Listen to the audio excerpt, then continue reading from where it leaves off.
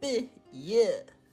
That's a song, by the way. I'm not sure if you guys are into hip hop or anything. But anyways, what's up, boys and gals? It's Ace. Today we're here with more Kaldheim spoilers, and honestly, not looking forward to it too much. But you know, it's not it. Like this, there's more coming. So hopefully we got something good, something juicy. Got a spicy Mangara attack coming out. I hope so. Otherwise, I'm kind of sad. Although I do have a blue-green deck that I could be pumping cards into. Although, if there aren't too many blue-green cards in the next few sets, I'm thinking about turning to black and blue, because those are just OP. I think black and blue is just better than green and blue. Although I could be wrong. For like, you want mana dorks, right? And especially high power? I don't know. That's neither here nor there. Anyways, today we've got more Kaldheim spoilers. And let's just get into it. So first off, we have Esika's Chariot, 3 and green legendary creature, legendary artifact vehicle, enters with 2 green cats. So, okay, the cats can crew the vehicle. Is that weird? Right? Like 2 cats just crewing the vehicle. It's basically its own creature. Then it swings in. When it attacks, you create tokens copy of target creature you control. So, next turn you get another token. And so it's, I guess, 4 mana for 6 power on the board. Kinda? Sorta? That's kind of neat. That's kind of dope. I mean, I would take that. It's not bad. I think it's kind of slow for commander, but that's kind of decent, right? I mean, I don't take those, but it's still kind of decent. We have this like neat card right here, which is, I guess, more particular towards auras and stuff like that. Although I'm not sure how good it is for my purposes. I think generally it's like pretty decent though for uncommon. Spirit Blade, 1 white, enchantment aura that gets enchanted creature +2/+2. 1 white, exile Spirit Blade from your graveyard. Return target aura or equipment card from your graveyard to your hand. This is some nice recursion. I think the best part about this is if they kill the creature that has Spirit Blade attached to it, it's like you don't really care too much, right? Like one of the things about auras, it's like you sort of put all your chickens into one egg.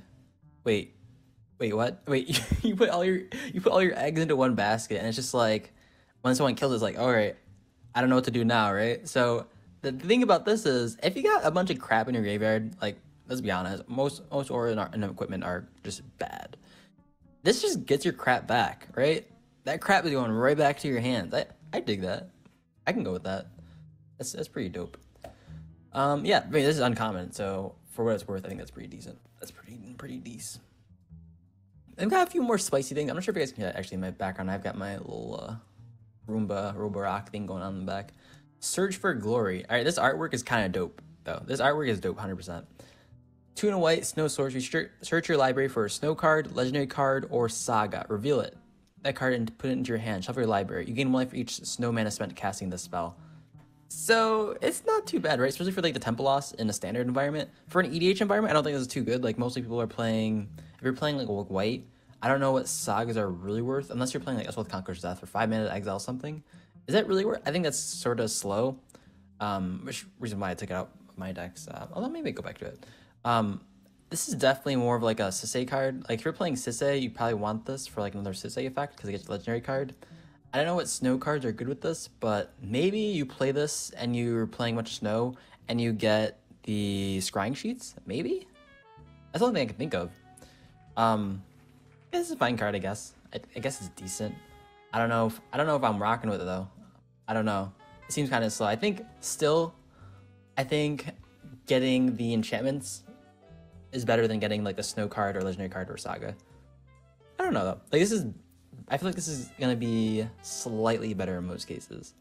No, it's gonna be worse, slightly worse in most cases. But like you can get planeswalkers, but are you really rocking with planeswalkers in EDH?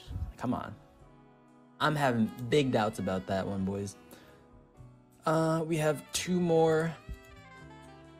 Let's see, these ones are kind of cool. Rally the ranks, 1 white enchantment as rally rank, and just battlefield choose a creature type. Creatures that control chosen type get +1/+1/+1/+1. I think this is cool for. I think this is cool for like standard when you're playing like white weenies, or if you're playing like humans or something like that. This is kind of dope. Super cheap for Anthem effect. +1/+1 on Rally the Ranks. I remember when the Glorious Anthem was like kind of decent. I'm not sure if anyone always remember that, but I remember like seeing that once in a while, like back in the day. But like we've come in some ways. I think this is okay card. I mean, we've seen cards like this before, right? I'm pretty sure we have. All right, next up we have Reckless Crew, 3 in a red sorcery. Create X 2/1 red dwarf berserker creature tokens where X number of vehicles you control plus number of equipment you control. For each of those creatures, you may attach an equipment you control to it.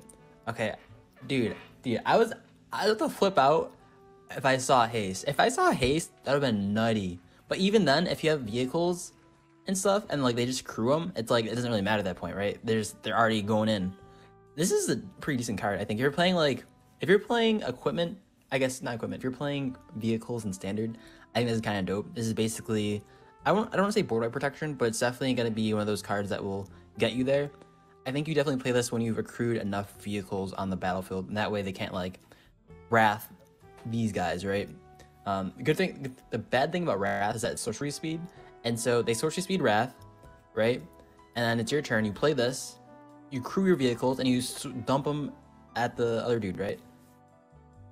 This is pretty decent. For each, you get a 2/1 red dwarf for each vehicle and equipment you control. I can see that being pretty good. Like if you have one vehicle and 2 equipment, you're creating for 4 mana. You're creating 6 power, 3 toughness. I mean they come in pretty late, but like that's above rate, right? For red. For the most part, I'm pretty sure it's above rate. I rock with that. I think it's gonna be kind of dope. I don't think in EDH that's good. I think actually the bottom 3 of these cards I don't think are particularly good in EDH, but like definitely in a standard environment, especially with the tutor, this gaining life means like it's gonna be pretty decent against aggro. Like that's gonna be pretty dope. All right, next up we got Saw It Coming. I mean, who didn't see it coming? The foretell on a counterspell was pretty obvious. It was incredibly obvious. So it's a counterspell, it's a cancel that has foretell, so it could be 4 mana for a counterspell, which I'm down with. If you foretell it for 1 in a blue, so then it becomes 4 mana, but then you can like, it's basically a 2 mana counterspell at that point though, right? The question is it really worth losing, is the 2 mana sorcerer speed to foretell worth it over like a card draw? I mean, you can also just like hold it up. You don't have to like foretell it. You don't have to. So you can like use it on turn. The fact that you have to foretell and end sorcery speed though is kind of sucky, but I think it's fine. I think that's too bad. I don't know about this card. I feel like it would see play, but who knows? I don't know how much play that would see. Next up, we've got the Black God. The Black God. Tegrid, Goddess of Dread. Tegrid's Lantern thing. She seems pretty morbid. I don't know why, but like the lantern and like everything else going on, it looks pretty morbid. Legendary artifact, legendary creature. Okay, menace. Whenever an opponent sacrifices a non-token permanent or discards a permanent card, you can put that card from a graveyard onto the battlefield under your control. Ooh. So you just play discard tribal, basically. Wait, a non-token permanent or discards a permanent card. So most of the time when people discard cards, or get me to discard a card, I 100% discard a land. But if you just discard a land, like they just get the land. And it's so hard to get lands back because you can't cycliff lands. You mostly can't bounce lands. And so this becomes like a huge tempo gain. This is actually kind of dope. I don't know how RW Protector, but like I think this is incredibly worth. Unless you're going against like Spellslinger decks, I don't think it's gonna be pretty good. But mostly people aren't playing Spellslingers like that. This card is, I think, pretty nice. For 5 mana, I mean, you better get something good for 5 mana. I think she seemed kind of dope. Target player loses 3 life unless they sacrifice a non-land permanent or discard a card. Okay, so if you're playing standard, this sort of enables Tegrid, if you have more than one. 3 and a black, untap this card. Wait a minute. This is an infinite mana outlet, right? Untap this card. Target player loses 3 life unless they This is an infinite mana outlet. Oh my goodness. I mean, we already have a bunch of infinite mana outlets in black, don't we? Dogma isn't really. I mean, this goes infinite by itself, though. Does that say much? I think this card is pretty decent. I think she's pretty sick. Am I wrong on this? Do you guys rock with this card? This card seems so strong for a commander.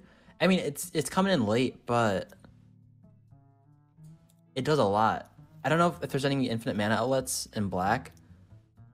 This does require a black pip, but I think this is fine. I think that's... This card looks so strong. It sounds so strong. Only 5 mana on the front and 4 mana on the back. I think the back half is kind of like slow. I don't think you'd ever want to play unless you have infinite mana outlet. But like the front half is pretty dope. Especially like this thing gives you cards to fuel the back half eventually. Gosh, that card to me is so scary. I played against a few Tiny Bones before, and like I'm getting Tiny Bones vibes from this.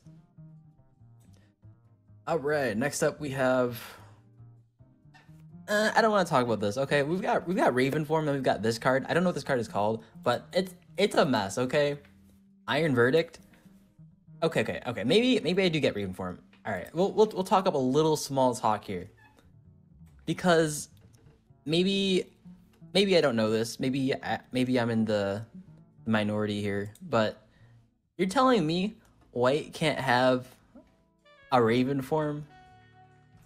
Come on. Come on! What? White gets this thing compared to blue getting this. Not only can blue answer the stack, they can also answer artifacts and creatures permanently at the cost of a 1/1 blue bird? What? This is... Okay, I don't know why, but like, I'm not sure if you guys are familiar, but one of the guys, I think like... I'm not gonna say their name, I don't remember it. But they were talking about how, like, oh, people don't even understand the color palette. But it's like, isn't white supposed to be the color to, like, give the trade-offs for things? Like, I know there are some, like, bends here and there, but, like, for the most part, white's like, oh, path to exile your creature, you get a land, right? Or destroy something you have, you get a token for it, right? Like, path is known for this. Like, they've got the Beast Within variants. They've got the Path to Exile variants.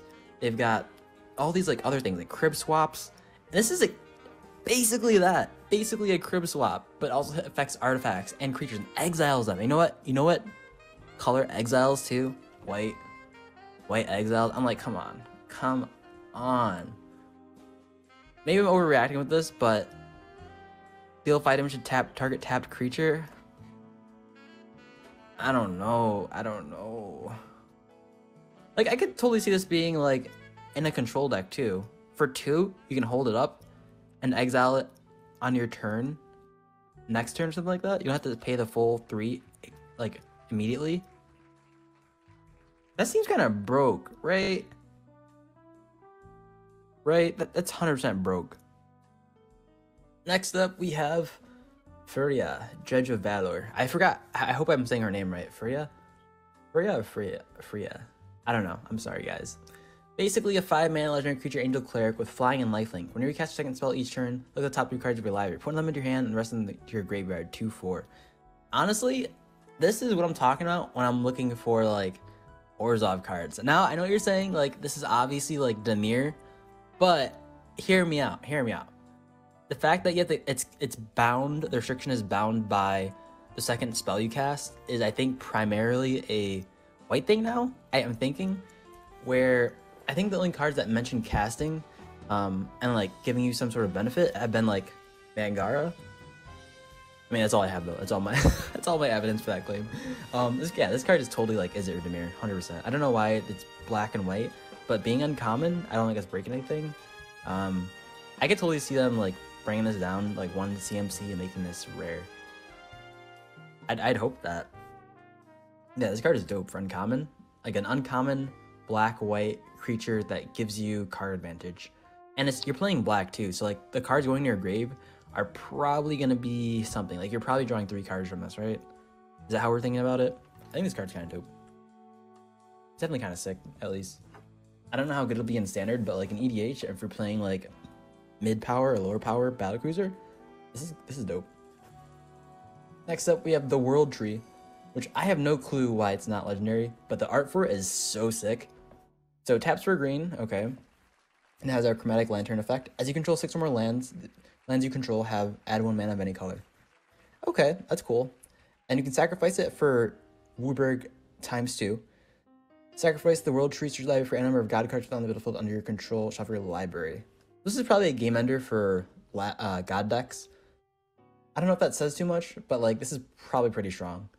Like, I think god decks sometimes run maybe gates, like another win con, if like the gods aren't gonna work with the beats. Yeah, you use instant speed someone's end step, and like no one's killing any gods. I'm not sure how many gods have like overrun effects or with trample, but some of them do, right? I think maybe a green one has to have one. Like this card is pretty good. Pretty. I don't know why this is not legendary. I think they said something about like not having legendary cards anymore. But like this card is like really strong, right? It enters tapped though. It's kind of weird too, because you would assume like I guess just flavor wise, like there would be a legendary world tree. There wouldn't be more than one, but I guess mechanically, having a legendary card and playing it feels bad if you have like 3 in hand or something like that. I don't know. I feel like this is sort of, it's making Magic more friendly, but it's definitely like taking the risk out of deck building out. But it enters tapped, right? Is that worth it? I don't know, boys. I don't know what I'm talking about anymore. Anyways, we got Koma, Cosmos Serpent. This is not a strong Simic commander. Interesting. Next up, we have Esika, God of the Tree. Add one mana of any color, a legendary creature will have vigilance, and add one mana of any color. It's kind of cool. So this is probably another God commander. Yeah, this is the one. So basically, the prismatic bridge. Also, I think the image of her in the back is her from behind. Which I think it's kind of dope. At the beginning of your upkeep, reveal cards from the top of your library until you reveal a creature card or planeswalker card, and the rest in the bottom of the library in any random order.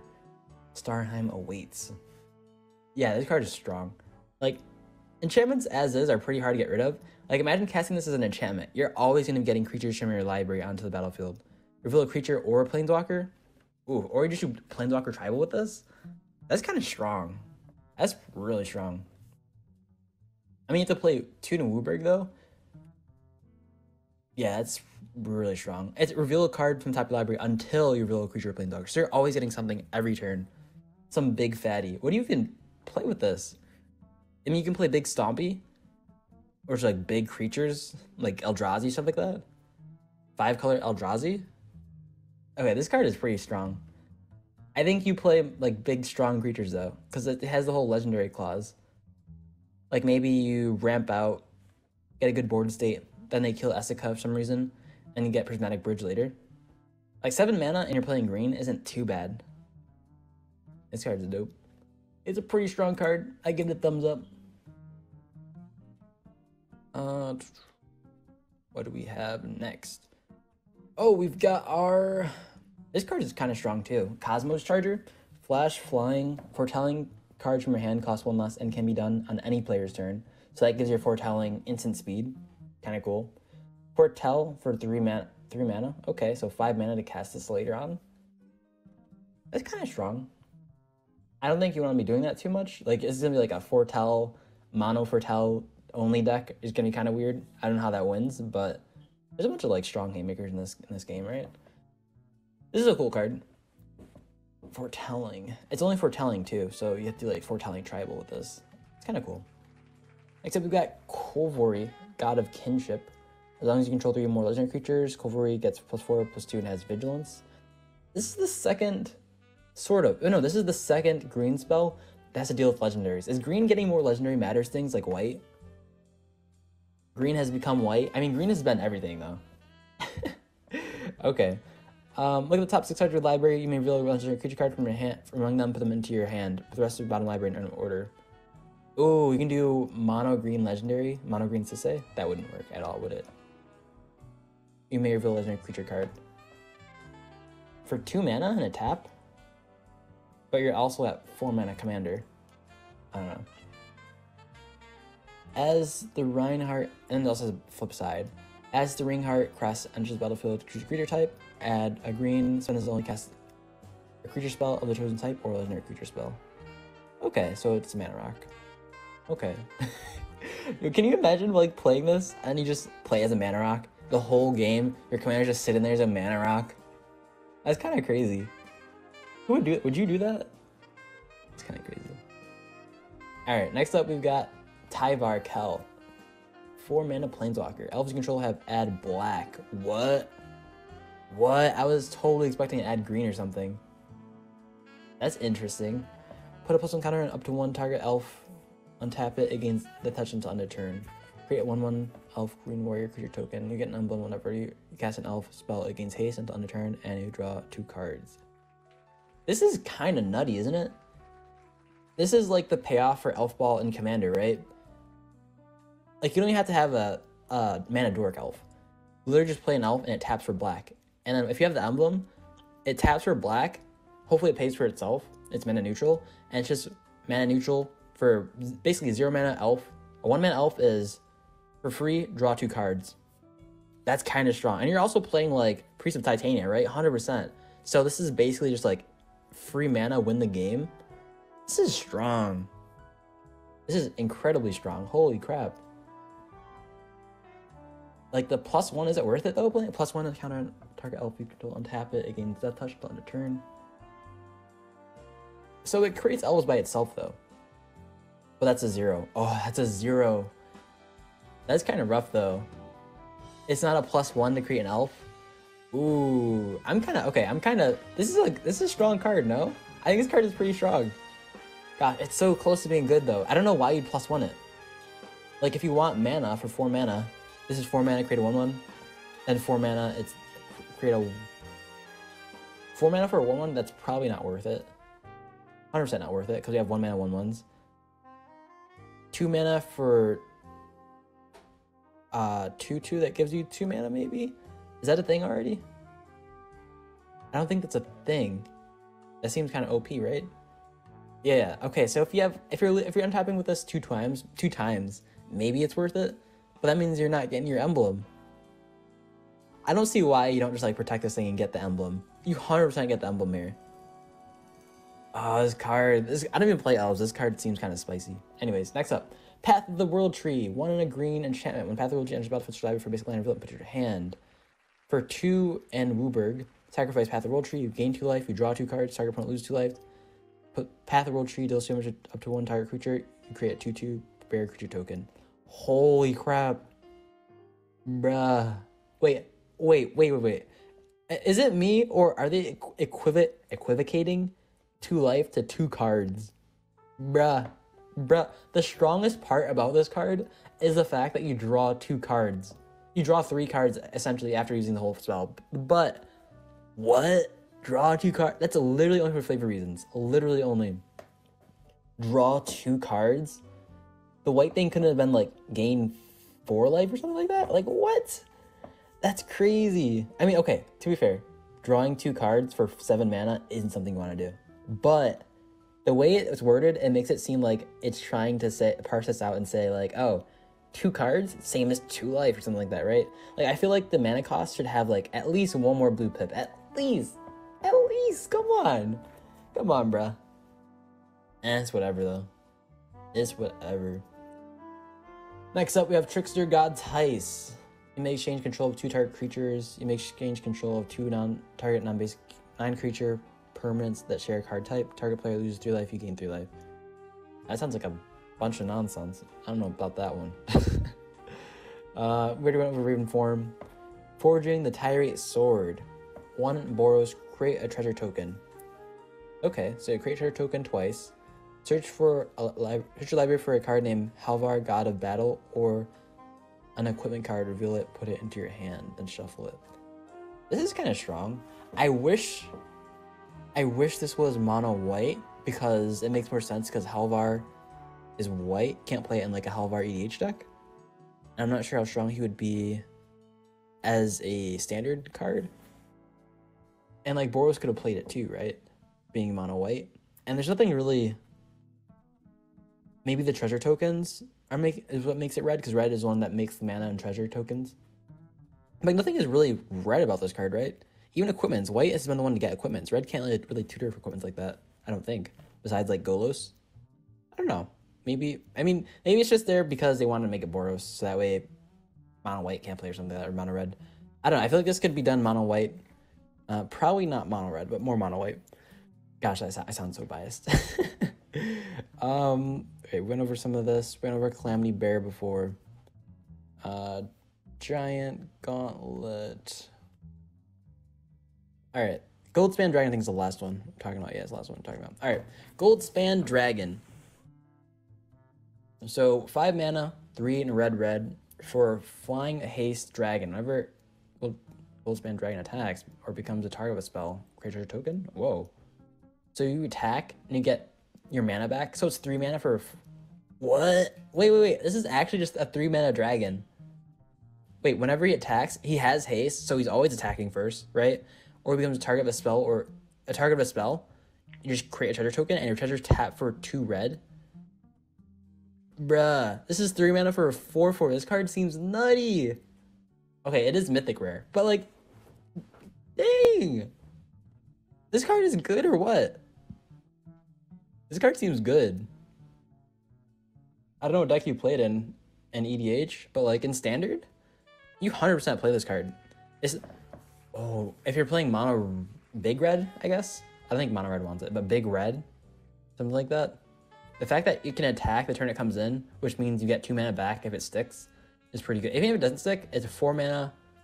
It's a 4 mana card at that point if it doesn't stick. You have to attack with it though. It has to become a target or something.